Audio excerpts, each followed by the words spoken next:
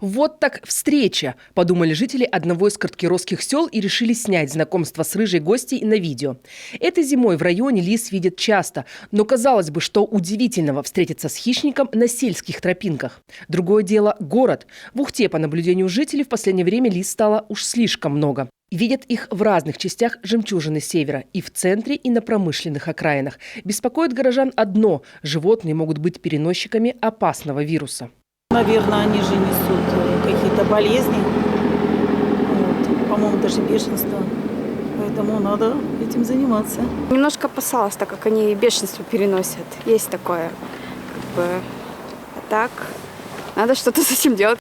Пока своей ручной лисы нет, а вот ручная белка есть. Живет она рядом с одним из корпусов Института биологии Коми-научного центра. К соседству с людьми животное относится спокойно, аппетит хороший, не пугливое. Прикормили.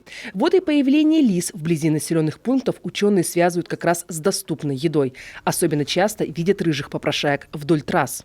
Постоянно люди, когда мусор выбрасывают, бывает, где дальнобойщики стоят, мусорные контейнеры, там все в лисе следах. Ходят, собирают, ковыряются, что-то можно съесть, абсолютно. Я неоднократно провел вскрытие лисиц, чего только в желудках нет. Бумага, прямо запах, скажем, рыбы, колбасы, колбасные шкурки, обрезки. То есть в желудке мало диких пищевых объектов, а в основном вот всякие пищевые отбросы, упаковка, обертка. То есть все, что пахнет съедобным, лисы пытаются съесть. То есть, и поэтому то, что они жмутся к населенным пунктам, в этом нет ничего удивительного. Для хозяйки частного дома на окраине Выльгарта и владельца небольшой конюшни встреча с лесными гостями – привычное дело. По словам Екатерины Ковальцовой, больших хлопот рыжие визитеры не доставляют. И все же таких свиданий с Патрикеевной она старается избегать. Лисы регулярно выходят. Тут что ни день, то лис. Причем не лисички, а именно лисы. Они ходят, метят, даже могут в конюшню зайти, если дверь открыта.